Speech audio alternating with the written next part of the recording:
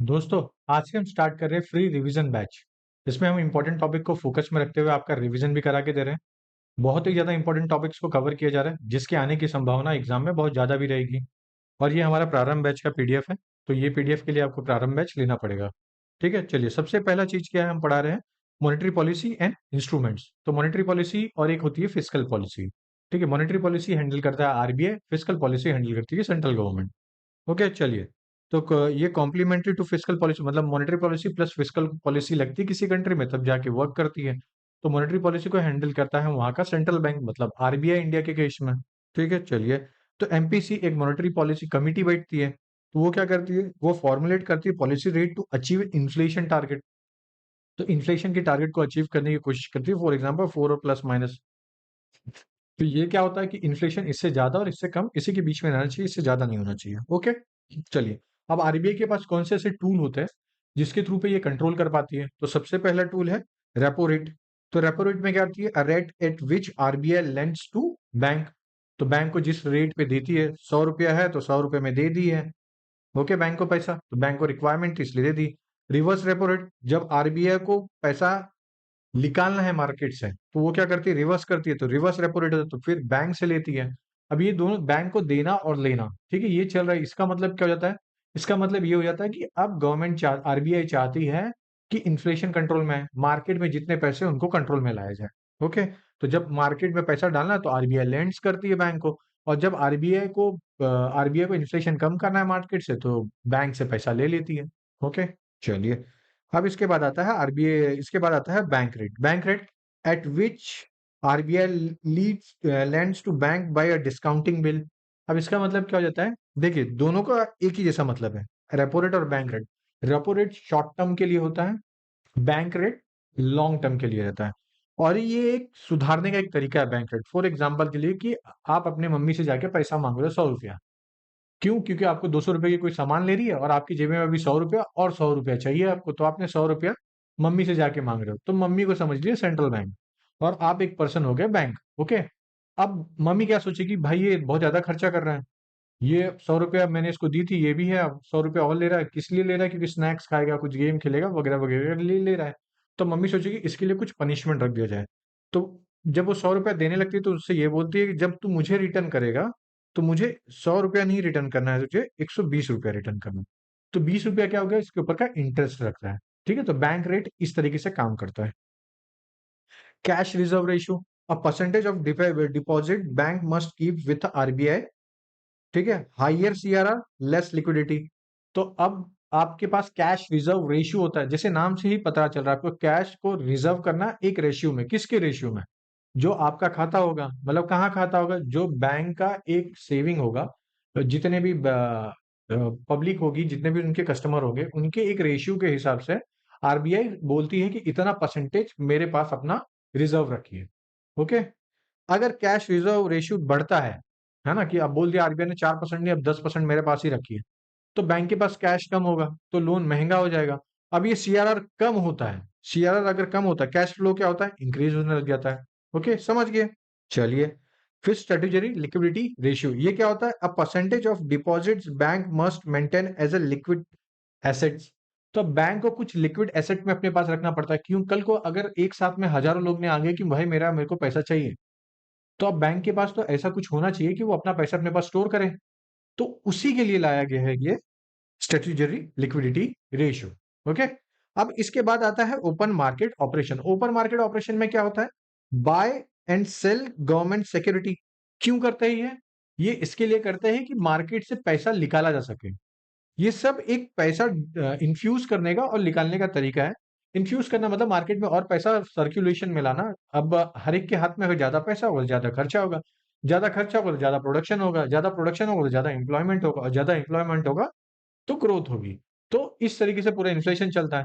लेकिन यही इन्फ्लेशन अगर बहुत ज्यादा बढ़ जाए तो नुकसान होगा। तो इन्फ्लेशन अलाइन करता है किसी भी कंट्री की ग्रोथ के साथ। ओके, चलिए। ऑपरेशन ट्विस्ट क्या है, ये है buy long term security sell short term long term rate. बस इसी इतना याद रखिए, क्योंकि मैं ये ऑपरेशन ट्विस्ट बता के आपका दिमाग ज्यादा कंफ्यूज नहीं करूंगा। सिर्फ इतना बोलूंगा कि गवर्नमेंट आरबीआई क्या करती है, बाय करती है लॉन्ग टर्म सिक्योरिटी, बैंक से ले लेगी, फिर बाद में जब देना रहेगा वो करना रहेगा उस हिसाब से एक छोटे अमाउंट में देती भी है उसी एक इंटरेस्ट जोड़ के भी। बस मोटा मोटा अभी इतना ही समझ लीजिए। ओके, चलिए आरबीआई गवर्नर के ऊपर चलते हैं। तो 1982 से 85 में बने थे मनमोहन सिंह। श्री रंगराजन 1992 से 1997 के बीच में बने हैं। बिमल जलान बने हैं 1997 से 2003 में बने हैं। फिर डी सुब्बाराव 2008 से 13 में बने हैं। फिर उसके शक्तिकांत दास बने हैं 2018 में। इनके पहले थे रघुराम राजन, जिनका नाम नहीं लिखा है, तो रघुराम राजन भी थे, उनका भी नाम लिख लीजिए। तो इस तरीके से आपको क्रोनोलॉजी इसलिए याद करवाई जा रही है क्योंकि ये पूछता है क्रोनोलॉजी का, और जब से 2024 का जो क्वेश्चन पेपर आया उसमें ये ट्रेंड तो दिख रहा है सामने। ओके, अब मुझे इसी के साथ बताइए अभी करंटली कौन है हमारे आरबीआई का गवर्नर। ओके, और हाँ बस इतना ही बता दीजिए। चलिए और चलते हैं की फाइनेंशियल इंस्टीट्यूशन के ऊपर चलते हैं, उनकी स्टैब्लिशमेंट डेट के ऊपर चलते हैं। ओके, तो आईएफसीआई कब स्टैब्लिश हुआ? 1998 में। ये क्या करता है? Medium and long term finance to industries को देता है। ओके, आईसीआईसीआई कब स्टैब्लिश हुआ? 1955 में। Medium long term project finance करते हैं ये। आईडीबीआई 1964 में स्टैब्लिश हुआ। Apex financial institution become schedule bank in 2004 में बना। SIDBI small small international development bank of India ऐसे करके है, 1990s में बना है ये। MSME promotion and financial headquarter कहाँ पे इसका? लखनऊ। तो सिडबी कब स्टैब्लिश हुआ? 1990 में स्टैब्लिश हुआ। फिर नबार्ड आया। नबार्ड कब आया? 1982 में आया। फिर एक्सिम बैंक आया, 1982 में ही आया है। फिर उसके बाद आया बीआईएफआर। ये क्या कहता है? ये रिस्ट्रक्चरिंग सिक इंडस्ट्रीज, मतलब जो इंडस्ट्रीज खराब हो गई है, जो पे नहीं कर पा रही है, तो उनका हेयर कट। हेयर कट ये होता है कि सपोज उस कंपनी के पास 100 रुपए का लोन है, अब वो 100 रुपए का लोन चुका नहीं पा रही है, तो बैंक एक ट्रीटी के तौर पे ये बोलता है कि ठीक है भाई, आप 100 रुपए नहीं दे पा रहे तो कम से कम 70 रुपए दे दो, मेरा एनपीए हो तो बहुत कम जाए, ना कि पूरा ही 100 रुपए जाए। ठीक है, तो इस पर्सपेक्टिव में बनाया था बीआईएफआर। इस ईयर को बहुत ध्यान से रखना, ये पूछ लेता है क्रोनोलॉजी में या तो ईयर मैचिंग में पूछ लेता है। चलिए, notable bank and foundation years कौन कौन से हैं? इलाहाबाद बैंक कब स्टैब्लिश हुई? 1865 में, मोस्ट इंपोर्टेंट है। पंजाब नेशनल बैंक 1895 में। अवध कमर्शियल बैंक 1881 में।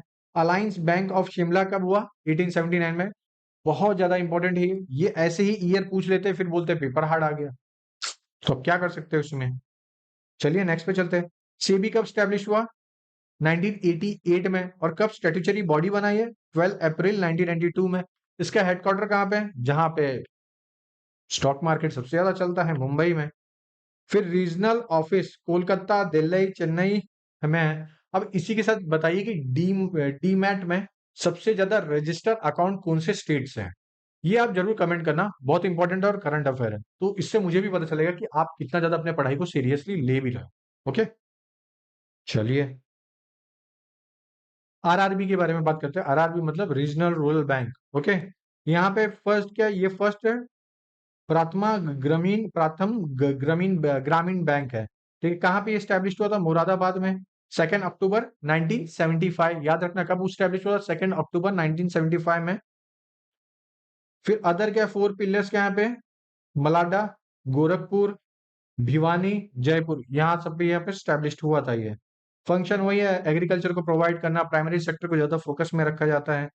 फिर इसके बाद की प्रोग्राम्स इन्हें इस आरआरबी ने लॉन्च किए थे, जिसमें से सबसे सक्सेसफुल जो प्लान रहा है self help group bank linkage programme. कब आया था ये? 1992 से 1993 के बीच में। फिर किसान क्रेडिट कार्ड आया था 1998 में। ये दोनों बहुत इंपॉर्टेंट है और हर साल एक साल छोड़ के ऐसे ही क्वेश्चन आपको पूछ भी लिया जाता है। आगे चलते हैं, हेल्थ स्कीम के बारे में मैं अभी नहीं बात करूंगा। सोशल सिक्योरिटी वेलफेयर स्कीम्स के ऊपर बात करते हैं, जिसके क्वेश्चन मैच द फॉलोइंग में आते हैं और बहुत ज्यादा इंपॉर्टेंट, बिलीव मी, जितना मैं आपको बता रहा हूँ बहुत ज्यादा इंपॉर्टेंट है। इसके बाद 5 ईयर प्लान मैं बताऊंगा, अच्छी ट्रिक के साथ बताऊंगा, तुरंत आपको याद होगा, इस तरीके से बताऊंगा। पीएम वया वंदना योजना कब आया? 2017 में। फिर पीएम रोजगार प्रोत्साहन योजना ये कब आया? 2016 में। फिर पीएम गरीब कल्याण पैकेज 2020, कोविड का टाइम था ये। मुस्कान स्कीम 2021 में। फिर आम आदमी बीमा योजना 2007 में। प्रधानमंत्री सुरक्षा बीमा योजना 2015 में, इसी का रीनेम हो गया ये। सुकन्या समृद्धि योजना ये कब आया? 22 जनवरी 2015 को। फिर अटल पेंशन योजना 9 मई 2015 को। अच्छा, ये तारीख मैंने इसलिए लिखी है क्योंकि बहुत ज्यादा इंपॉर्टेंट है, पूछ लिया जाता है। ओके, अब इसी के बाद हम चलते हैं सीधा हमारे 5 ईयर प्लान के ऊपर। अभी देखिए 5 ईयर प्लान है। 5 ईयर प्लान बहुत इंपॉर्टेंट है। हर साल एक न तो दो क्वेश्चन आराम से आ रहा है। तो ये एक वीडियो आपको इंश्योर कर रहा है कि आप एक से दो क्वेश्चन करेक्ट हो जाएंगे। तो मैं अभी इतने दिनों में आपके लगभग 30 क्वेश्चन प्लस करने की कोशिश करूंगा। ओके, तो देखिए सबसे पहला हम छोटी सी चीजों को देख लेते हैं जिससे आपको तुरंत याद हो जाएगा। पहला, फर्स्ट 5 ईयर प्लान में क्या फोकस रखा था? एग्रीकल्चर, इरिगेशन, पावर, तो बेसिक नीड्स को फोकस रखने रखा था। ओके, सेकंड में क्या है? हैवी इंडस्ट्रीज को फोकस में रखा था। महालनोबिस मॉडल था। पहला क्या था? हॉरोडोमल मॉडल था। थर्ड क्या है? एग्रीकल्चर, डिफेंस, ये सब चीज के ऊपर है। तो थर्ड क्या हो गया था? लार्जली फेल्ड हो गया था ये मिशन। फिर एनुअल प्लान आया था जिसमें ग्रीन रेवोल्यूशन, क्यों? क्योंकि उस टाइम पे बहुत ज्यादा हालत खराब है, तो जय जवान जय किसान वाला नारा आया था। ओके, फिर फोर्थ जो आया इसमें ग्रोथ और न्यूक्लियर इंडिया पे बनने की कोशिश हो गई थी। न्यूक्लियर बन रहा था, स्माइलिंग बुद्धा जैसे मिशन अच्छे अच्छे लॉन्च हो रहे थे। फिर फिफ्थ में इंदिरा गांधी जी का मिशन आया था, गरीबों हटाओ, सेल्फ रिलायंस बन रही थी इंडिया। सिक्स्थ में पॉवर्टी रिडक्शन और नाबार्ड स्टैब्लिश्ड हुए थे। सेवेंथ में liberalisation began, food grain boost हो गया था उस टाइम पे क्योंकि लिबरलाइज हो गई थी, तो फॉरेन की कुछ कुछ कंट्री आने लगी थी। ऑल्दो फिर थोड़े दिन के लिए रोक भी दिया गया था एलपीजी रिफॉर्म को। फिर एट्थ में एलपीजी रिफॉर्म पूरी तरीके से आया। फिर डब्ल्यूटीओ में एंट्री हुई। डब्ल्यूटीओ में कब एंट्री हुई? 1995 में। ये सब चीज के बारे में मैं डिटेल में बताऊंगा अभी। नाइन्थ में ग्रोथ विथ इक्विटी के साथ आया था। टेंथ में विजन 2020, फिर नरेगा हुआ था। 11th में इंक्लूसिव ग्रोथ आया था। और 12th में सस्टेनेबल गवर्नमेंट और नीति आयोग जैसी इरा चालू हुआ था। ओके, अब डिटेल में चलते हैं। ये ऊपर से था, जब आपके सामने ऐसे क्वेश्चंस आएंगे तो आप इजीली हैंडल कर सकते हो, कोई ज्यादा दिक्कत नहीं होगी। ओके, तो सबसे पहले हम स्टार्ट करते हैं फर्स्ट 5 ईयर प्लान के ऊपर। तो फर्स्ट 5 ईयर प्लान कब से? 1951 से 56 था। हेरोडोमल मॉडल था। फिर फोकस क्या इसमें रखा गया था? एग्रीकल्चर को, इरिगेशन को, पावर्स को, ट्रांसपोर्ट को। और इवेंट्स क्या क्या हुए थे? गुड हार्वेस्ट सक्सेसफुल रहा। आईआईटी स्टेब्लिश हुई थी। फिर यूजीसी, यूनिवर्सिटी ग्रांट कमीशन करके स्टैब्लिश हो गई थी। फिर मेजर इरिगेशन प्रोजेक्ट जैसे भाखड़ा, हीराकुंड, दामोदर, ये सबको स्टैब्लिश किया गया और इसकी इरिगेशन में मदद भी हुई। फिर उसके बाद एसबीआई स्टैब्लिश हुआ था 1955 में, जो नेशनलाइज्ड हुआ 1956 में। फिर चलते हैं हमारा सेकेंड ईयर 5 ईयर प्लान में। अब ये क्या था? इसमें आर्किटेक्ट कौन थे इसके? पीसी महालनोबिस। तो यहाँ पे हैवी इंडस्ट्रीज करके कॉन्सेप्ट आया था। तो क्यों आया था? इंडस्ट्रियलाइजेशन करना था। ये समझ में आ गया था इंडस्ट्री से जो ग्रोथ मिल रही है वो अच्छी खासी मिलेगी। ऑल दो सस्टेनेबल और स्टेबल गवर्नमेंट होती है, तो जो ग्रोथ होती है वो होती है हमारे एग्रीकल्चर से। ओके, चलिए फिर आगे चलते। इंडस्ट्री पॉलिसी आई 1956 में। पहली इंडियन इंडस्ट्रीज पॉलिसी आई थी जो 1956 में आई थी। स्टील प्लांट बना, तीन जगह पे बना। सबसे पहला कहना है भिलाई में बना, फिर रेणुकेला में बना, फिर दुर्गापुर में बना। याद रख लीजिए, मोस्ट इंपॉर्टेंट है। और किसके किसके ट्रेडिंग, कौन सा रशिया था, कौन सा फ्रांस था, कौन से अदर कंट्री के साथ बना था, ये जरूर आप देखिएगा। कब स्टैब्लिश हुआ था ये भी जरूरी है। ऑल तो मैं ये सब करवाऊंगा अभी, मगर मैं बता दे रहा हूँ अभी। एटॉम एनर्जी कमीशन बनने लगे थे। टीआईएफआर स्टैब्लिश हुआ था। और प्राइस क्या होती? 30%, मतलब इन्फ्लेशन भी बढ़ रहा था तो प्राइस बढ़ रही थी, तो फिर क्या होता? ग्रोथ ज्यादा हो रहा था, इसके लिए प्राइस बढ़ रहा था। ओके, चलिए थर्ड 5 ईयर प्लान पे चलते। फोकस क्या है इसका? एग्रीकल्चर। यहाँ पे सबसे ज्यादा जो फोकस रखा गया था कि स्टैब्लिशमेंट करना है वीट के सेक्टर्स को और ज्यादा ग्रोथ करना। तो हाई यील्ड वेराइटी जैसे धीरे धीरे बाद होने लग गई। तो फेलियर ड्यू टू 1962, अब 19 ये फेलियर इसलिए मेजरली हुआ कि 1962 का वॉर हुआ, सिनो इंडिया वॉर। फिर उसी के कुछ जैसे 3 साल के बाद इंडो पाक वॉर हुआ। फिर उसके बाद ड्रॉट आ गया इंडिया में 1965-66 में। तो इंस्टीट्यूशन जैसे ये एफसीए एस्टेब्लिश हुआ 1964 में। इसके बाद चालू हुआ हमारा पीडीएस स्टार्ट हो गया था। तो पब्लिक डिस्ट्रीब्यूशन सिस्टम धीरे धीरे आने लगा था पिक्चर में 1964 के बाद। जब पूछे पीडीएस कब से स्टार्ट हुआ तो कौन से प्लान में? थर्ड 5 ईयर प्लान में। अब इसके बाद आया एनुअल प्लान का ब्रेक आया। क्यों आया? क्योंकि भाई अब हमें एक साल पूरा सोचना पड़ेगा कि हमें और ग्रोथ को कैसे इंश्योर करना है। ओके, तो उसके बाद फिर क्या आया था? एनुअल प्लान में क्या क्या इकोनॉमिक क्राइसिस को हैंडल करना था। दूसरा फोकस में हाई यील्ड वेराइटी सीड्स लेके आए थे, फर्टिलाइजेशन, इरिगेशन और ग्रीन रेवोल्यूशन बेस को स्टैब्लिश करना था। तो जिसके थ्रू पे हमारे यहाँ पे ग्रेन भी काफी अच्छी होने लगी। तो हाई यील्ड वेराइटी कहाँ कहाँ पे? ये हमारा एक यूपी का मैप है। यहाँ पे यूपी में सबसे ज्यादा वेस्टर्न पार्ट वाले में आई। फिर पंजाब की इधर आई, फिर राजस्थान के ईस्टर्न पार्ट में आई। तो ये 3 से 4 जगह पे ऐसे वीट की काफी अच्छी प्रोडक्शन होने लग गई। चलिए फोर्थ 5 ईयर प्लान के ऊपर चलते हैं जिसमें सबसे ज्यादा फोकस किया था ग्रोथ और स्टेबिलिटी को। तो ये कब आया था? 1969 से लेके 1974 के बीच में। ओके, तो ग्रीन रेवोल्यूशन सक्सेस रहा। बताया आपको, ग्रीन बहुत ज्यादा हो गए थे। तो बैंक का नेशनलाइजेशन हुआ 1969 में भी हुआ सेकंड टाइम पे। फिर इंडो पाक वॉर 1971 में हुआ। रेफ्यूजी क्राइसिस फिर वहां से आना चालू हुआ। तो रेफ्यूजी क्राइसिस जो स्टार्ट होने लगा था उससे, वैसे तो इंडिया आजाद नहीं हुई थी उसके पहले से ही चालू हो गया था, मगर यहाँ से ऑफिशियली दिखने लग गया था। फिर पोखरण का न्यूक्लियर टेस्ट हुआ 1974 में, स्माइलिंग बुद्धा के नाम पे। इंदिरा गांधी जी की गवर्नमेंट थी, बहुत अच्छा काम किया गया था उनके थ्रू पे। फिर फिफ्थ प्लान है 1974 से 79 के बीच में आया था। फिर ऑब्जेक्टिव क्या है? गरीब हटाओ, सेल्फ रिलायंस है। प्रोग्राम क्या था? 20 पॉइंट प्रोग्राम था। आईआरडीपी और अंत्योदय डेजर्ट देव करके एक स्कीम लॉन्च की थी। फिर इवेंट्स कौन कौन से हुए थे यहाँ पे? टर्मिनेटेड इन 1978 में गवर्नमेंट, जनता गवर्नमेंट को हटा दिया गया। फिर आरबीआई आरबीआई ने फोकस किया ऑन इन्फ्लेशन कंट्रोल पे, कैसे इन्फ्लेशन कंट्रोल करेंगे। रोलिंग प्लान आया था 1978 से 80 के बीच में। फिर आइडिया फ्लेक्सिबिलिटी क्या रहना था कि रोलिंग प्लान का लाने का सबसे बड़ा मकसद था एक साल में हम टारगेट अचीव करने की कोशिश करेंगे, देखेंगे। 3 से 4 साल का एक टारगेट बनाएंगे और एक बड़ा टारगेट बनाएंगे जो 15 से 20 साल के लिए लग रहा है। और ये मोरारजी देसाई की गवर्नमेंट आई थी तब हुआ था।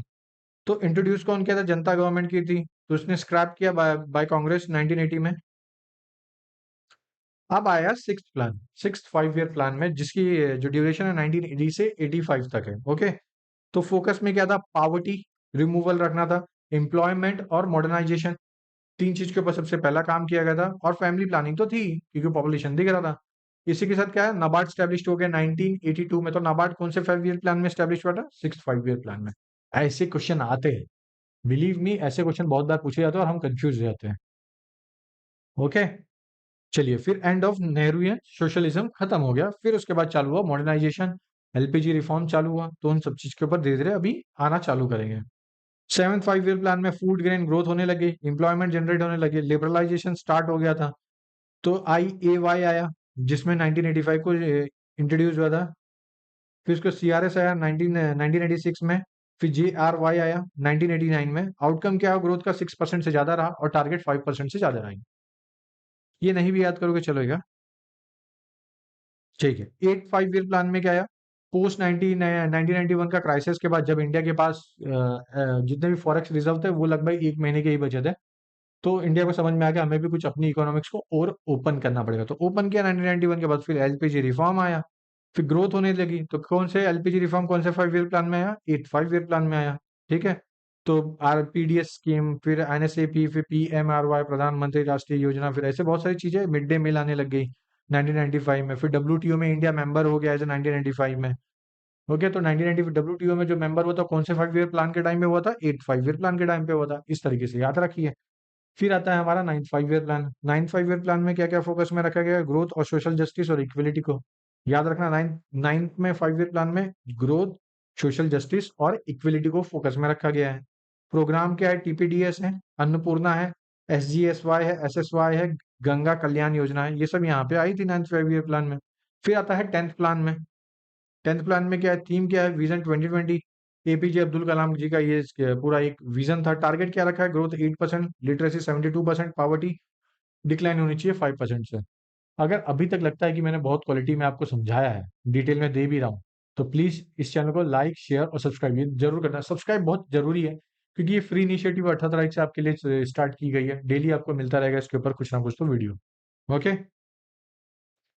प्रोग्राम इसमें नेशनल रूरल हेल्थ मिशन आया 2005 में। ये कौन से 5 ईयर प्लान में आया? टेंथ वाले में। याद रखिएगा। भारत निर्माण आया था, जननी सुरक्षा योजना आए थे 2005 में, नरेगा 2005 में आया था। और फिर ये रीनेम हुआ मनरेगा 2009 में। ओके। फिर अदर नेशनल हॉर्टिकल्चर मिशन भी कौन से 5 ईयर प्लान में आया? टेंथ में आया। अब आता है 11th 5 ईयर प्लान जो 2007 से लेकर 2012 चली, जिसमें थीम क्या था? इंक्लूसिव ग्रोथ को मेंशन करना था। ओके। इंक्लूसिव ग्रोथ मतलब सबको लेके चलना, रूरल एरियाज को भी फोकस में रखना, गरीबों को भी ऐसी कोई फैसिलिटी निकालना जो गरीब भी यूज कर सकते हैं, कोई पिछड़ा वर्ग भी यूज कर सके और एज ए इंडियन बड़े लोग भी यूज कर सके। तो इंक्लूसिव ग्रोथ इस तरीके से पूरा काम चला है जो हॉरिजेंटल लेवल पे पूरी दुनिया को, पूरे भारत को अच्छे से कवर करे। तो इसका क्लासिक एग्जांपल है यूपीआई।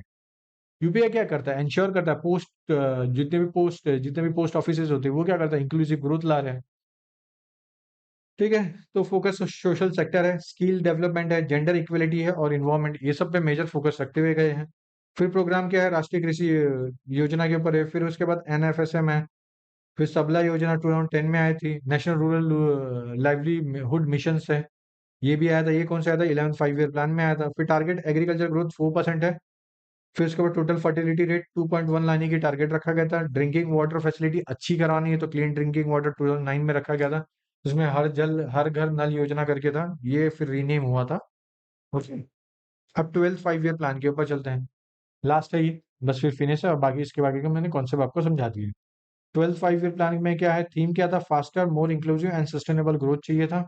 टारगेट कितना रखा था? 8.2 में। अचीव कितना हुआ? 7% अचीव हो गया। फ्रेमवर्क क्या था? 3 ईयर एक्शन प्लान है, 7 ईयर स्ट्रेटेजी रहेगी, 15 ईयर विजन, 20 to 2030 तक हम डेवलप्ड कंट्री को बना दिया जाएगा।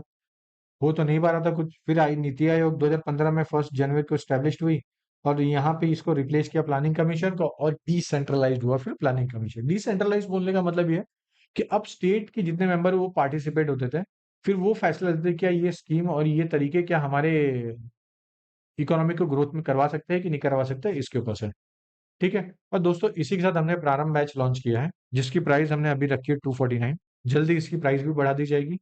और जिनको भी इस प्रारंभ बैच के बारे में डिटेल में जानना है, डेली डिस्कशन होता है, रिवाइज हो रहा है, बच्चों को बहुत अच्छा भी लग रहा है, ये नोट्स सब प्रारंभ बैच के जो मैं आपको थोड़ा थोड़ा दिखा रहा हूँ, प्लीज ज्वाइन करिए और सीखिए कुछ। देखिए यहाँ पे आपके सामने एक नंबर जा भी रहा है, इस नंबर पे फोन कर लीजिए और आपको अच्छे से पता चल जाएगा। ओके।